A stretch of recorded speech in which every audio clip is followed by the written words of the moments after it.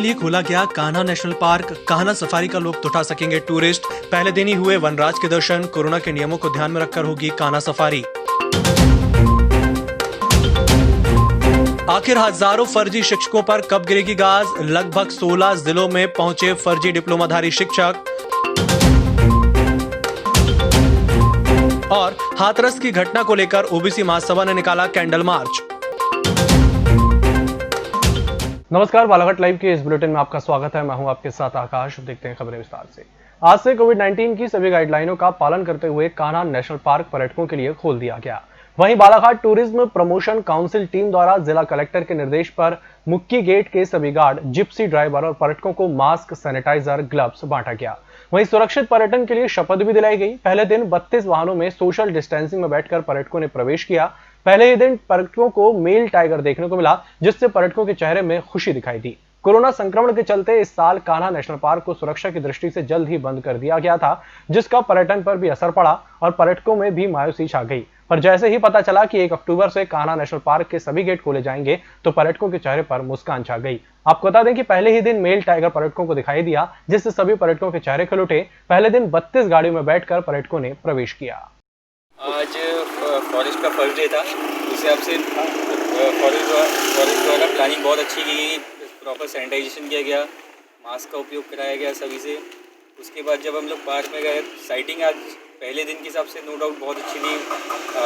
2 tiger sighting हुई, अपना wild dog, अपना वाइल्ड बोर, बाइसन, सांभर, बारहसिंगा, ये सब देखने को मिला। तो इससे एक्सपेक्टेशन बढ़ गई है कि आने वाला समय बहुत अच्छा जाएगा टूरिज्म के लिए। कान्हा में हम लोग फर्स्ट डे थी सफारी आज, जो बहुत ही अच्छी शुरुआत हुई है।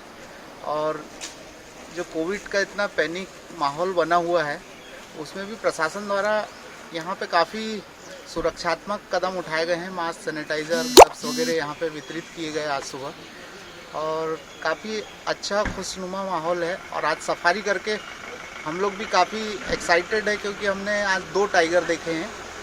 एक टाइगर T50 देखे बहुत अच्छे से, और दूसरा एक टाइगर का बच्चा देखे।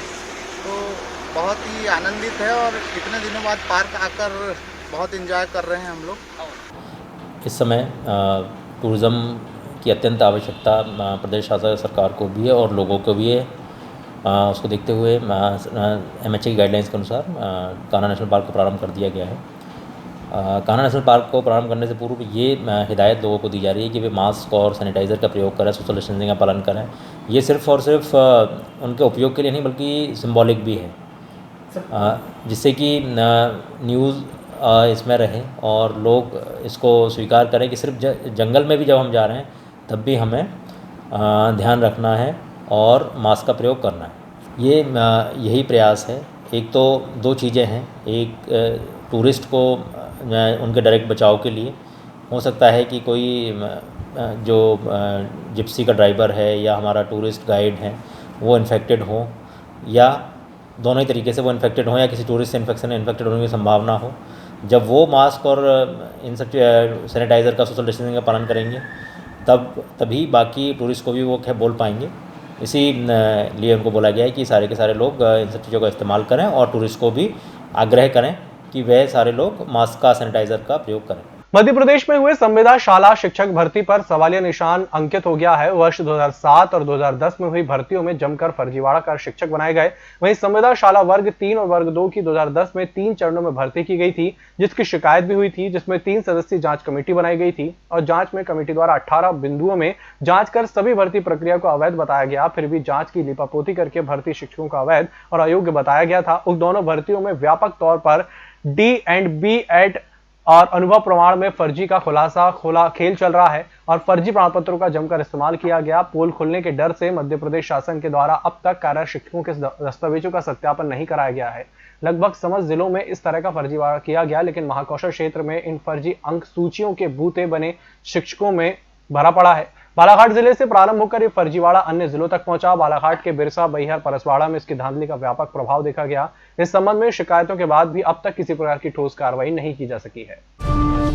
हाथरस उत्तर प्रदेश की घटना को लेकर ओबीसी महासभा बिरसा के बैनर तले आज ग्राम बोरी के युवाओं के द्वारा कैंडल मार्च निकाला गया। दलित बेटी के साथ अमानवीय व्यवहार ने देश की आत्मा को झकझोर दिया है। इस घटना को लेकर युवाओं में आक्रोश है। भविष्य में उन्हें सजा नहीं दी जाती है। मैं माननीय प्रधानमंत्री नरेंद्र मोदी जी से, उत्तर प्रदेश के मुख्यमंत्री माननीय योगी आदित्यनाथ जी से मैं अपील करना चाहूंगा। युवाओं के द्वारा अपील किया जा रहा है कि जिन्होंने बलात्कार की घटना को अंजाम दिए हैं उन्हें तुरंत से तुरंत फांसी दी जाए। अगर फांसी नहीं दी जाती है तो भविष्य में ओबीसी महासभा के बैनर तले एक विशाल आंदोलन होगा जिसकी सारी जवाबदारी शासन और प्रशासन की होगी। हम एक ही मांग करते हैं कि दुनिया भर का बिल मत लाओ, दुनिया भर का अध्यादेश मत लाओ, लेकिन बेटी को सुरक्षित करने वाला एक ऐसा अध्यादेश लाओ, एक ऐसा बिल लाओ जिसमें हर घर की एक बेटी जो है वो सुरक्षित हो। हमें उतनी सारी फैसिलिटी नहीं चाहिए, हमें केवल एक ही चीज चाहिए कि हमारी बेटी, हमारी माँ, हमारी बहन जो है यहाँ पर एक चैन की सांस ले सके, सुरक्षित रूप से घूम सके। हमें हमारी बेटी की सुरक्षा चाहिए। आज दलित समाज के बेटी के साथ ये घटना हुई है, आज हर एक समाज की बेटी के साथ ये घटना हो सकता है। इसलिए मैं चाहूंगा कि जो अपराधी हैं उन्हें केवल एक ही सजा हो,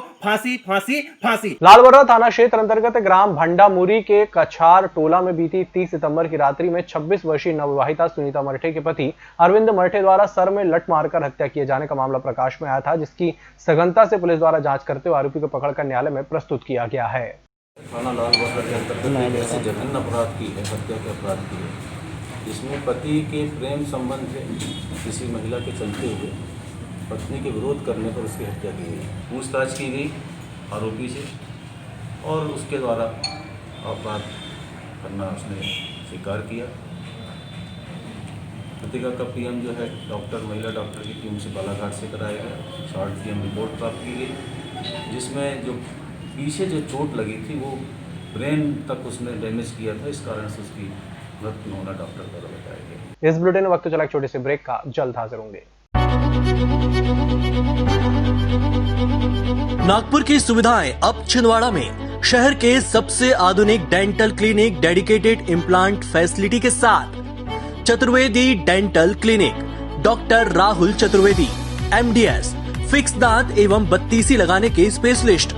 क्लिनिक में उपलब्ध सुविधाएं: दांतों की सड़न का इलाज, लैमिनेट द्वारा दांतों का सौंदर्यीकरण, आड़े टेढ़े दांतों को ठीक करना, स्माइल डिजाइनिंग, फिक्स बत्तीसी, dental implant, cast partial denture, root canal treatment, fix cap एवं ब्रिज, निकल लेन लगाने वाली बत्तीसी। समय सुबह 11 बजे से रात्रि 9 बजे तक, सोमवार से रविवार।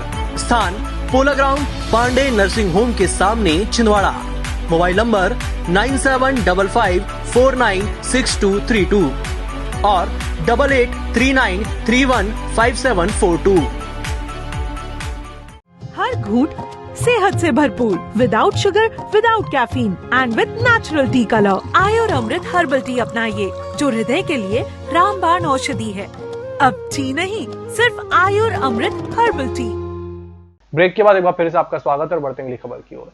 बालाघाट देश में 1 अक्टूबर को BSNL का स्थापना दिवस मनाया गया, लेकिन इस दिवस को कर्मचारियों ने अपनी प्रमुख मांगों को लेकर काला दिवस के रूप में मनाया। इस संबंध में बताया गया कि BSNL की 4G सेवा की शुरुआत रोकने के लिए सरकार द्वारा निर्मित की जा रही बाधाओं की निंदा करते हैं। 30 सितंबर को देर रात तक प्राप्त रिपोर्ट में बालाघाट जिले के 53 मरीजों के सैंपल कोरोना पॉजिटिव पाए गए। शासन के प्रोटोकॉल के अनुसार कोरोना पॉजिटिव 29 मरीजों के ठीक हो जाने पर उन्हें 30 सितंबर को डिस्चार्ज कर दिया गया। इस प्रकार बालाघाट जिले में अब तक कुल 1158 मरीज कोरोना पॉजिटिव पाए जा चुके हैं। इनमें से 750 मरीज शासन के प्रोटोकॉल के अनुसार ठीक होकर अपने घर जा चुके हैं। 391 मरीजों का उपचार किया जा रहा है। 10 मरीजों को उपचार के लिए मेडिकल कॉलेज छिंदवाड़ा रेफर किया गया है और 7 मरीजों की मृत्यु हो गई है। अतिक्रमण कार्रवाई में अपना घरौंदा गंवा चुके पीड़ित गरीब परिवार के अनिश्चितकालीन हड़ताल को प्रशासन ने आश्वासन के साथ समाप्त करवाया। हड़तालियों से चर्चा करके तहसीलदार राजेंद्र सिंह टेकाम और थाना प्रभारी नीरज कुमार मीना अपने अमले के साथ हड़ताल स्थल पर पहुंचे। हड़ताली परिवार ने प्रशासन द्वारा दिए गए आश्वासन पर सहमति जताते हुए अपनी भूख हड़ताल समाप्ति तक मांग पूरी होने तक स्थगित करने की बात कही है। मैंने विगत 5 वर्षों से एक छोटा सा शासकीय जगह पर झोपड़ा बना के निवास रहता मैं, है ना। और वहाँ पे सर समथिंग 20 से 25 मकान हैं जो अतिक्रमण में है। तो मेरे ऊपर सिर्फ नोटिस जारी किया गया, उनके ऊपर कोई नोटिस जारी नहीं किया गया, ना उनको क्षति पहुँचाया गया, है ना। सिर्फ मेरे को अकेले को टारगेट बनाते हुए मेरा ही अतिक्रमण तोड़ा गया। क्या करते हो आप? सर मजदूरी करता हूँ, बिल्डिंग वर्कर का काम। तो आपको क्यों अकेले टारगेट बनाया गया? सर मेरे को इसलिए टारगेट बनाया गया, क्या है, मेरे पीछे जसवंत पटले भूमाफिया की प्लाटिंग है ना। तो उसको थोड़ी दिक्कत हो रही थी प्लाट बेचने के लिए। तो सर वो मेरे पीछे बहुत दिनों से भिड़ा था, समथिंग 2 साल पहले से भिड़ा हुआ था वो मेरे पीछे। उसने धमकी भी दिया 2-4 बार। और अभी भूख हड़ताल पर जब अपन बैठने की तैयारी पर थे तो उसके उस दिन नाइट में 1-2 बजे समथिंग 2-3 लड़के आए, है ना। उनने धमकी दिए कि तुम भूख हड़ताल के बारे में तो सोचो ही मत, ऐसा कहेंगे। अभी क्या आश्वासन दिया? अभी आश्वासन दिए कि 20 दिन के अंदर पे आपको पट्टा जारी किया जाएगा और प्रधानमंत्री आवास का लाभ दिलाया जाएगा। आप संतुष्ट हैं? और तत्कालीन तौर पर अभी निवास के लिए वहाँ ग्राम पंचायत में बोले हैं व्यवस्था करेंगे। अभी 20 दिन के बाद में अगर से पट्टा जारी या प्रधानमंत्री आवास का लाभ नहीं मिला तो फिर से अपन भूख हड़ताल करेंगे। सर, हम सास की हूँ में छोटा सा झोपड़ा बना के रह रहे थे, जिसमें और भी वहाँ अतिक्रमण है 25 से 30 मकान, और वो भी है अतिक्रमण में। तो हमारा अतिक्रमण तोड़ दिया गया, हमारा झोपड़ा तोड़ दिया गया, हाँ, हमारा घर गृहस्थी का सामान ले जाया गया। हमको यहाँ तक कि पानी पीने गिलास नहीं है, हमको पहनने साड़ी नहीं है। 5-6 दिन से एक ही साड़ी में रह रहे हैं और उनकी कोई नुकसान नहीं पहुँचाया गया। क्यों तोड़वाया आपका जो झोपड़ा था, क्यों तोड़वाया, क्या लगता है आपको? सर, इनकी मिली हुई सरकार है। किससे? ये प्लाटिंग वाला जसवंत पटले, हाँ, उसी के कारण ऐसा हुआ है। अच्छा, अभी जो प्रशासन आया था आप लोगों को आश्वस्त किया है, तो आप संतुष्ट हैं उनके आश्वासन से? हाँ, ठीक है सर। क्या बोले उन्होंने? 20 दिनों तक दिए हैं। 20 दिन के बाद में आपका घर बन जाएगा बोले हैं, पट्टा जारी किया जाएगा बोले हैं। कौन सी जगह पे मकान बनेगा आपका? अब वो जगह देंगे बोले पंचायत स्तर पर। तो आपको भरोसा है देंगे? तो भरोसा तो कुछ नहीं है अभी। और नहीं मिला तो हम वही रहेंगे जहाँ रह रहे हैं, खुले आसमान में। तो आपकी ये भूख हड़ताल जारी रहेगी या कुछ समाप्त? जारी रहेगी जब तक हमारी मांग पूरी नहीं होगी। तो फिलहाल स्थगित कर दी जाएगी, लेकिन हाँ, जो आश्वासन दिया गया है सर, हाँ, तो अभी स्थगित कर देंगे। और हमार जो दिए है आश्वासन वो पूरा नहीं होएगा तो उसके बाद में जारी रहेगी। वो आदेश के तहत वो मकान हटवाया गया था, जिसके संबंध में हम जो है भूख हड़ताल में बैठा था। इसके बाद इनसे अभी चर्चा हुई। चर्चा के दौरान इन्होंने बताया कि इनकी समस्याएं क्या क्या हैं, रहने के लिए मकान नहीं है, और जो है इनके पास में अभी वर्तमान में जो है परेशानी से गुजर रहे हैं ये लोग। तो इनको आश्वासन अभी ये दिया गया है कि इनको एक जो है आबादी में पट्टा दिलाया जाएगा और पीएम किसान के तहत प्रयास किया जाएगा कि इनको जो है पीएम किसान की जो वो पीएम आवास की जो राशि मिले, जिससे इनका मकान का निर्माण हो जाए।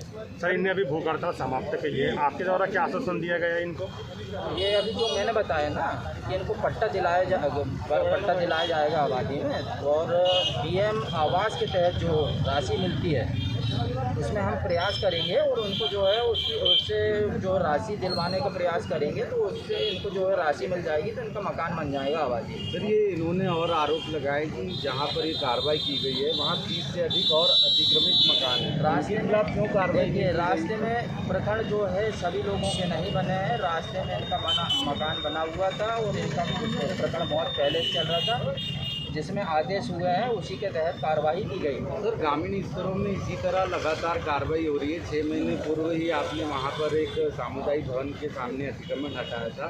क्या कारण है सर, चिन्हित मामलों में प्रशासन कार्रवाई करता है? उसमें ये रहता है कि प्रकरण दर्ज होते हैं, प्रकरण दर्ज होकर कार्रवाई की जाती है, प्रकरण दर्ज होने के बाद आदेश होते हैं, फिर उसका पालन करवाया जाता है। सर, जो अतिक्रमित अभी जो 30 अतिक्रमण है, इनके खिलाफ क्या कार्रवाई करेगा? उनकी अतिक्रमण रिपोर्ट बनवाई जा रही है और उनके वो जो 30 अतिक्रमण रिपोर्ट जो आप कहाँ से बोल रहे हैं?